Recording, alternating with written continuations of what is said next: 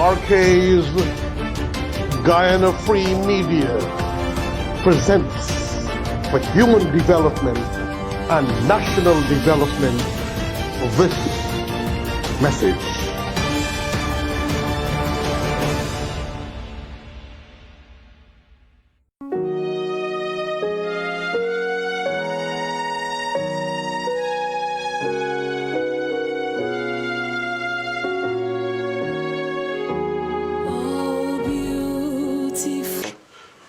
Dear friends and family, before I proceed with the readings and my presentation, I want to remind everyone this is a dreadful and a deadly disease.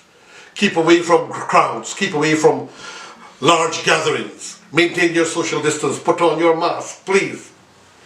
Do not hold the front of your mask. Do not hold the front of your mask and then scratch inside.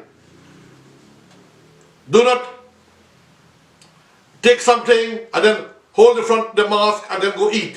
If it's eating time, take off the mask properly. This way, eat, then put it on back properly. This is a very serious matter because the COVID-19 virus will come here, not in here. If you don't have it, it'll come here.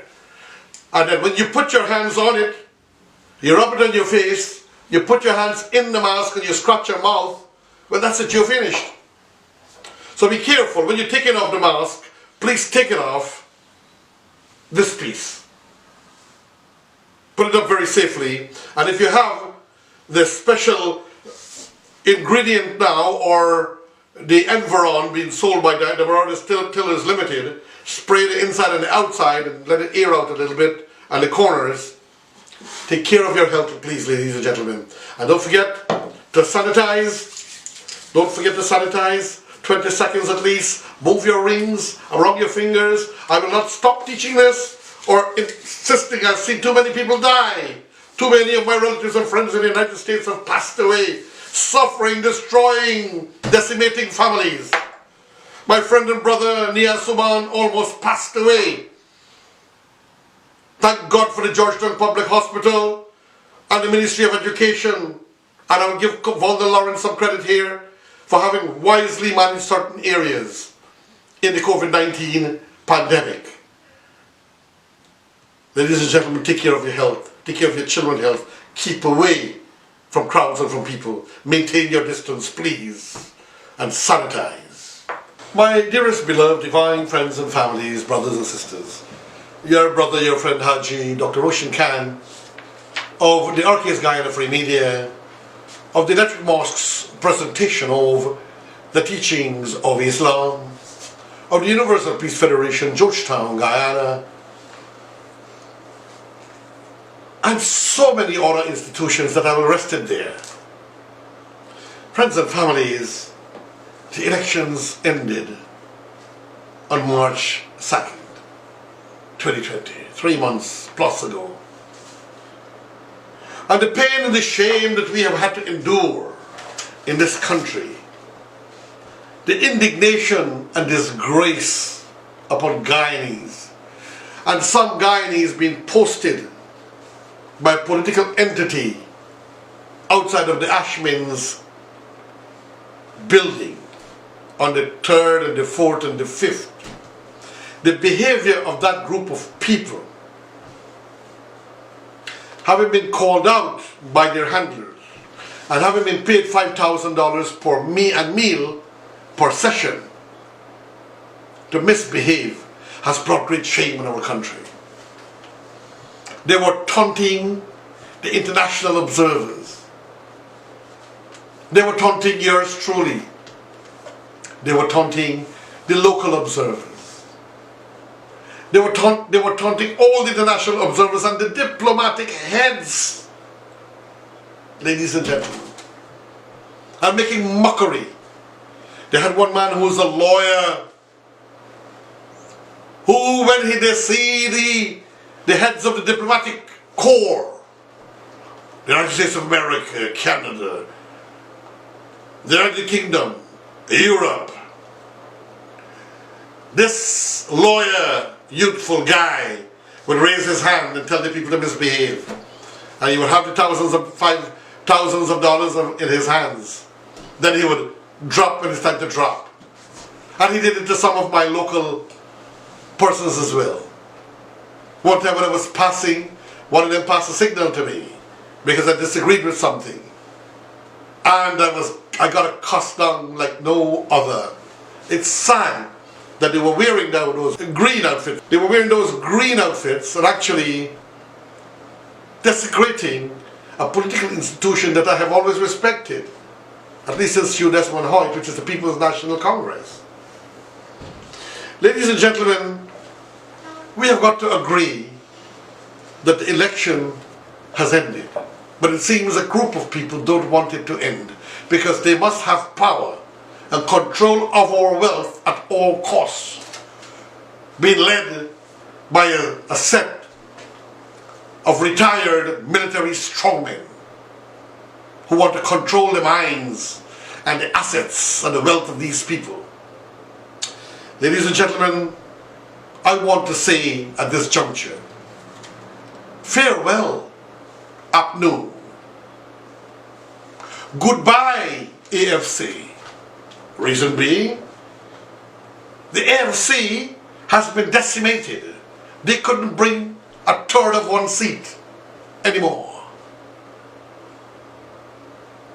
So the APNU or the PNC, and I suggest to the APNU, to the PNC, to bring in those other members and make them PNC members and out with the AFC because they have become redundant. So what I'm saying, farewell APNU, it's a chance and a time to replenish, to take stock, to remind yourself of the flaws and the mistakes you made. Every government in power makes mistakes. One of your biggest mistakes was the closure of the sugar estates without a program to sell it while it was working. So the people could still have been employed, hoping to direct funds to help with the costs from the oil and gas money which will come. And lives were shattered. Suicides committed by several. Pain and demoralization. Parents could not send their children to school anymore. Children had to go into the farm or try to find a way to make money to take care of their family. And the parliamentarian for the APNU AFC in the Upper Quarantine area where the sugar estates were closed, he did not know anything. I'm repeating this over and over. And there was no discussion with the workers or the stakeholders or through the country. And when I heard about it, I sent missives and letters to the president and to the articles in the newspapers to tell them what to do. Keep the estates grinding to keep its value. Create systems to keep the estates working. Process coconut oil for export. Fish processing plants using the canals and the waterway that ring into the various estates to grow for the fish, a fish processing plant for freshwater fish. Ladies and gentlemen, friends and families, my friends in the PNC, I still have some friends there. Most of them are annoyed with me because of the RK's Guyana Free Media and the opinions I shared and the readings. You made some huge mistakes. And that was the main one. Reflect on those mistakes in your loss. And then try to heal the wounds.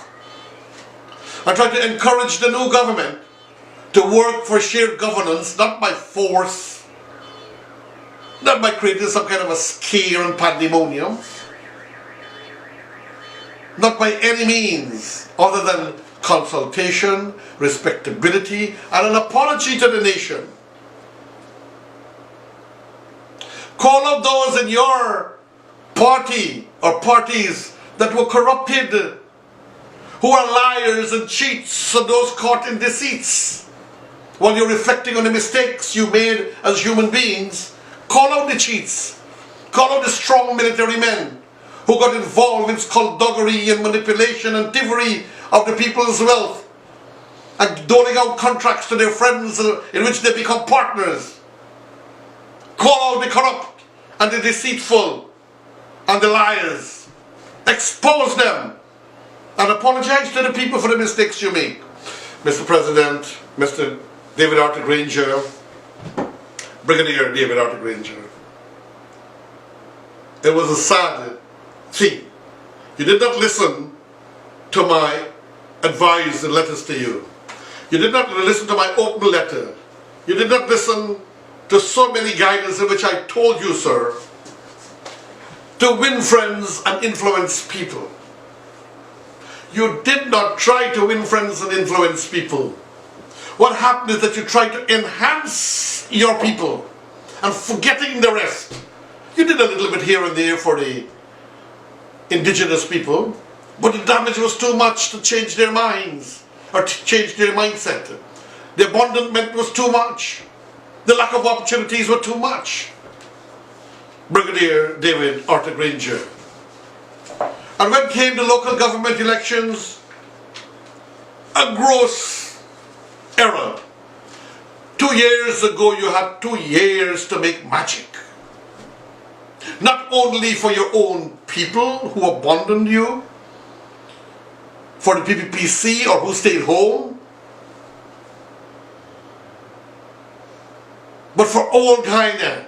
You could have gone on a campaign. Instead, some of your leaders spent money trying to destroy lives of people, yours truly included, and their businesses, and try to form a business relationship with deceitful business people, owning security companies in disguise, be partners in security companies in disguise. One person on his own gave 47 firearms, high-powered rifle to a client friend with an underground partnership. Ladies and gentlemen, 47, this was confirmed. If I'm lying, somebody sue me. 47 weapons without due diligence and without the firearms board being involved, ladies and gentlemen. Such was the deceit and the corruption in this country, Mr. Brigadier David Arthur Granger. Oh yes, such. Another one in control with the security companies sorted that they get so many high-powered weapons that it scared the daylights out of you. High-powered weapons. Why do we need these high-powered weapons for the city of Georgetown? Why would you fire a semi-automatic weapon that would produce hundreds of rounds in an urban area when the protocol was a .32 or a .38 weapon that is hidden and not exposed so the bandits will not eye it to steal it? Why these rapid fire in a city area and these Chinese and these businesses in Rob Street and Regent Street and Water Street? These high-powered machine gun. Because when you fire that, you will take down the innocent people. That is why they had a procedure by proper commissioner of police like Laurie Lewis and others. Shotguns.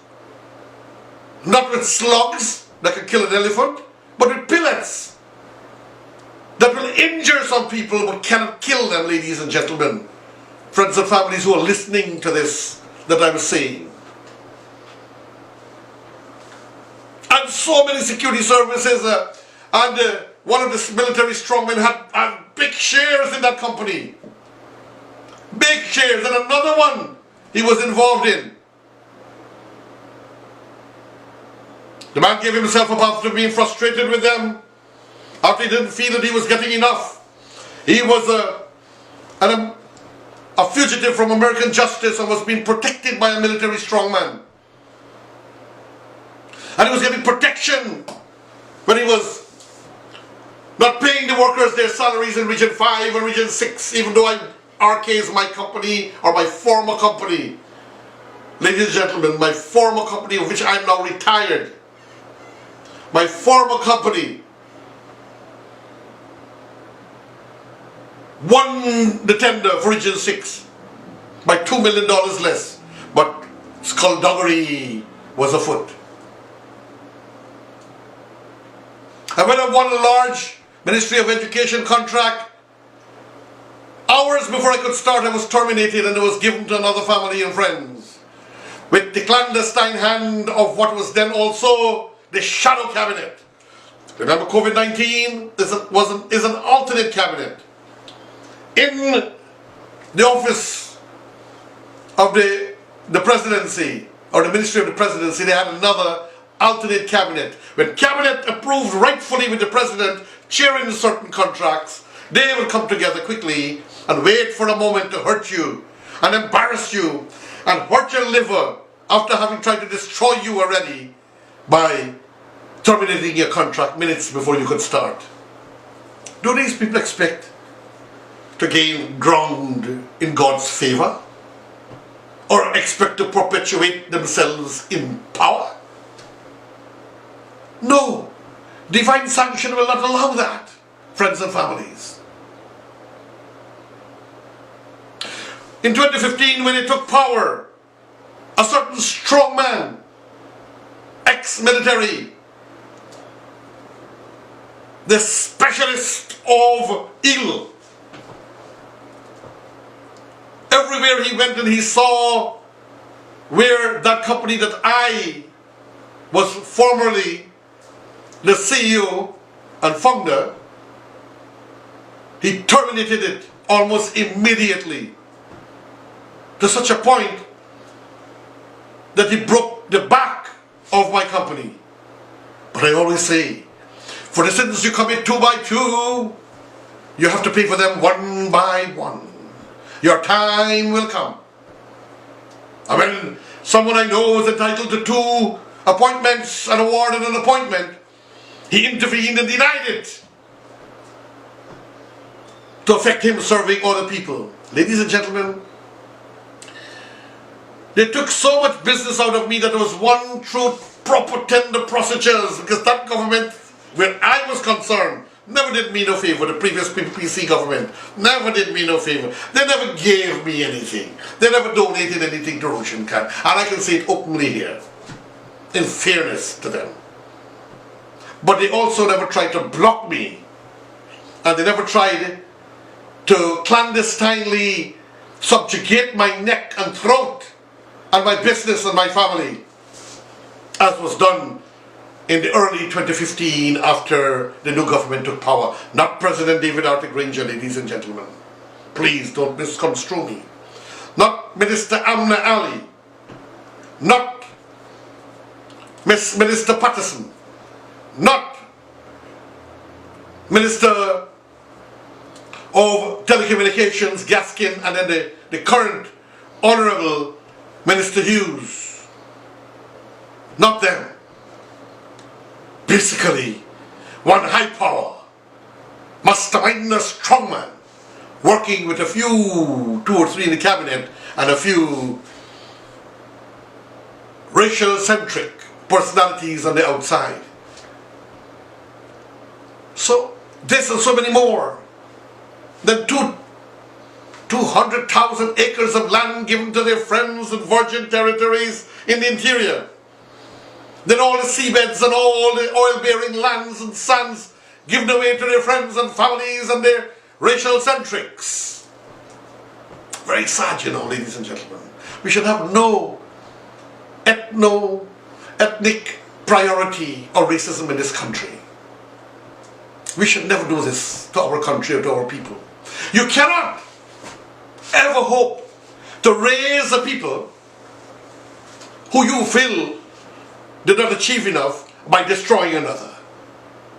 I always, since I'm a little boy, even studying as a child and studying in Canada when I had the opportunity there, I always said, you do not try to destroy one to raise the other. If one is high to your opinion, raise the other. without destroying the one. That is the mistake. Certain elements are not President David Arthur Granger, ladies and gentlemen. Not David Arthur Granger. Not Minister Amna Ali, God bless her soul. Not Minister Patterson or Cathy Hughes. Not Minister Gaskin or former Minister Gaskin. Not the former Director General of Foreign Affairs. But good, professional, outstanding, great people. In my case, it was the handiwork of one man and maybe one or two within his group and some racial-centric persons whom he formed the alliances with to hurt people like me. Ladies and gentlemen, it hurt a lot, but you never saw me cursing or crying. You never saw me begging. I held my head high and I spoke to my God, and I still was good enough and blessed enough by the Creator to live the good life without being demolished. God watched over me. And I say again, for those who are coming into power too, the new government again, the People's Progressive Party Civic, you have had time to reflect and to mature and grow. Rule and reign with dignity for all people. They did not take my advice, win the hearts and minds of all people, go into Buxton and do things that they could never have dreamed of doing. Go into Linden Town and make it a metropolis. And also do the same for the other areas. Go into the interior, make it self-sufficient, put trade schools in there and create industries in there. And I volunteer to sit on any board if I'm in this country, if you want me in that capacity, to help my country, new government, PPPC, that is slated to take power.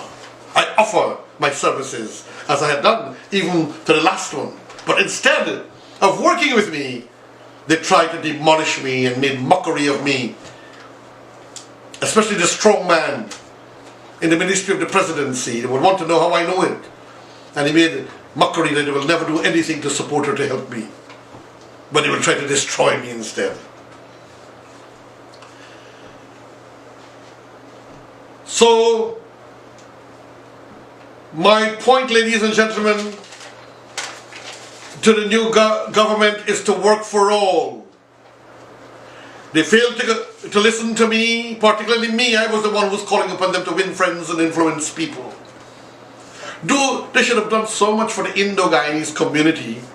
The Indo-Guyanese community would not give them in whim 6 votes, like in 2020. 6 votes in the hometown, the homeland of Moses Dagamutu. 6 votes. They should have had all the votes, because they should have made plans when closing the sugar estates. They should have talked to the people. They should have encouraged them and formed the cooperatives then to form industries and business if they did have to close down the sugar factories. They didn't win friends and influence people. Friends and families, brothers and sisters around the world. But God bless Honorable Minister Amna Ali, Cathy Hughes, Patterson. Some people don't like Patterson, but he was a reasonably fair minister. He don't pass you anywhere. He shake your hands. He give you respects. Former Minister Gaskin, good guys. Minister Trotman, he lost his esteem and his respectability, as many others.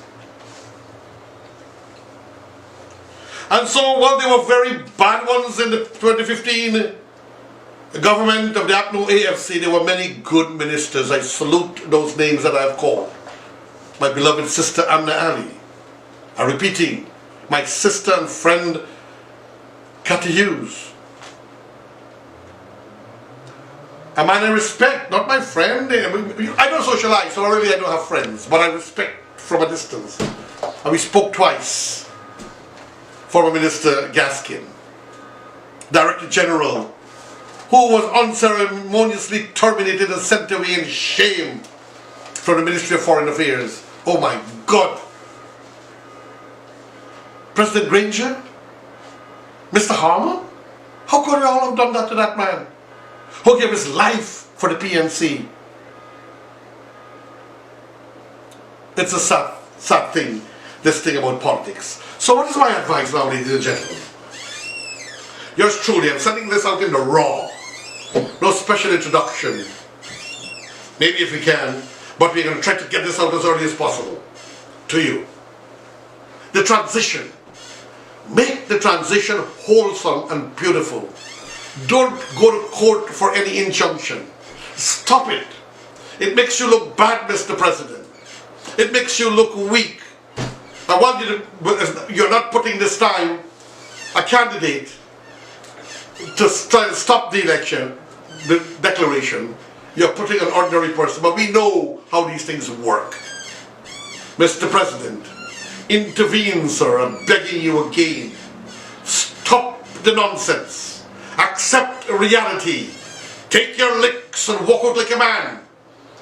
While others are trying to do what they want to do, you come out and make your declaration. Your personal declaration to God and man. And concede to Guyana and the world that you're a scholar and a gentleman. I beg you, President David Arthur Granger, for a greater, a better, a wonderful Guyana that has saved this country. The more we go on with this, the more our people get divided. The harder it is for them to get back together. There will always be bitterness and there will always be hate. Don't compartmentalize and departmentalize our people into racial camps. Ladies and gentlemen, me, yours truly, your friend, Hajji Dr. Roshan saying thank you for tuning into this. The RK's Guyana Free Media, part 61. Ladies and gentlemen, can you believe that? Part 61. Farewell, thank you, and God bless you.